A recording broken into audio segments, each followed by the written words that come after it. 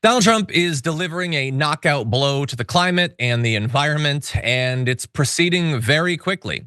His new EPA administrator, Lee Zeldin, is jumping into action. Just yesterday, he did what he called the largest deregulatory announcement in US history, saying, quote, "Today the green new scam ends," as the EPA does its part to usher in a golden age of American success.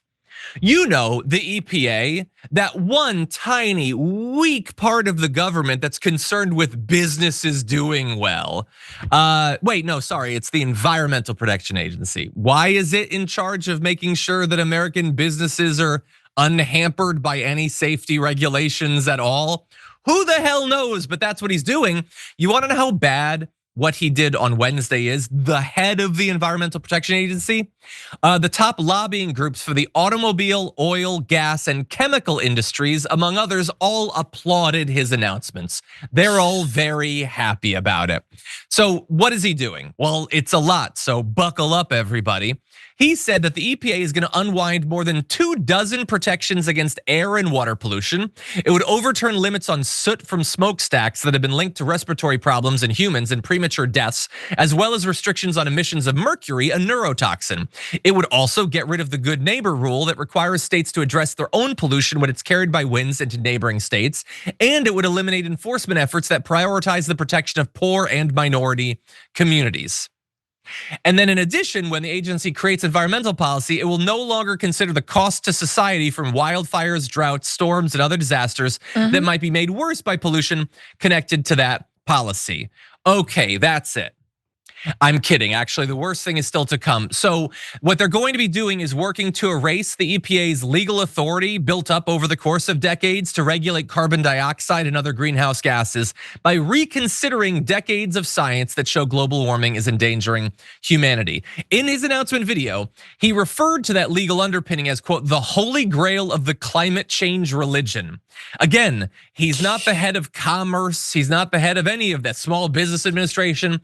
He is the Environmental Protection Agency head, and he wants to make sure that they don't do any environmental protection or regulation. Everything is about eliminating all of it until you don't even have it, just like education, which we'll talk about, and businesses can do whatever the hell they want. And if that means that your kids get poisoned by mercury or develop asthma or other respiratory illnesses, if they get a variety of other cancers from what the companies are putting into the waters, into the air, and into the land, the EPA is not in the business of regulating any of that.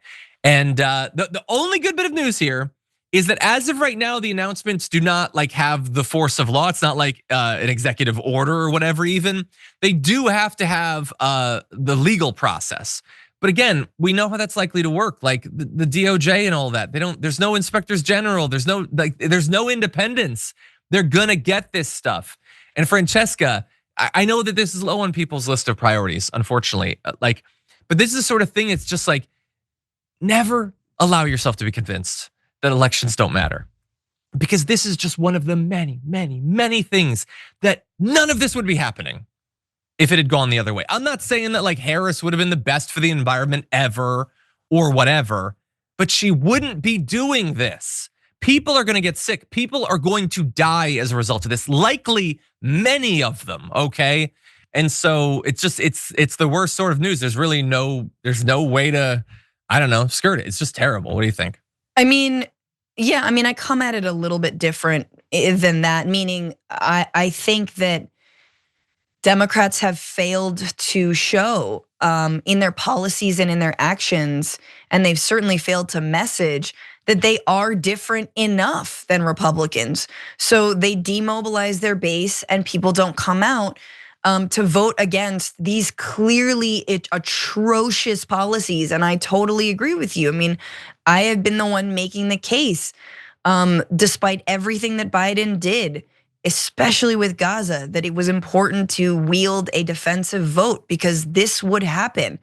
But there's only so much you can fight when people, are demobilized and they don't see a reason to get up and get out. And they see the Inflation Reduction Act, which was great, but it didn't necessarily lower the cost of housing for them. It didn't make, corporations were still gouging them when they went to the supermarkets. So like, it's all fine and good, but if you cannot message on how you are actually improving people's lives, you're not gonna be winning these elections. That being said, this is terrible. This is deeply upsetting, and it is very funny that simultaneously RFK Jr. Stands and all these WANON freaks are excited about RFK Jr. Throwing a bunch of doubt on a 97% effective measles vaccine. Meanwhile, the EPA is over here being like, oh yeah, throw as many toxins as you want into water supplies. It doesn't matter, you'll never be held accountable. You don't have to factor that into your cost of doing business. You don't have to clean it up, it doesn't matter. Like, do you see what we're talking about here? It's about corporate power. And if you're not willing to go up against corporate power will keep us all sick, And so like, I just love that the Rogans of the world, that the, Jillian Michaels of the world, that these, again, RFK health influencers are like, it's all about you and your own personal diet. And if you're fat, you're disgusting, and it's like, yeah, man, what if you live next to a paper mill and it's dumping toxins in your water supply? What's the recourse on that one? Yeah. Exactly. Again, but they won't. The people that they care about don't live in those places. The people they care about are as protected as anyone can be from the consequences of the actions we're now seeing announced.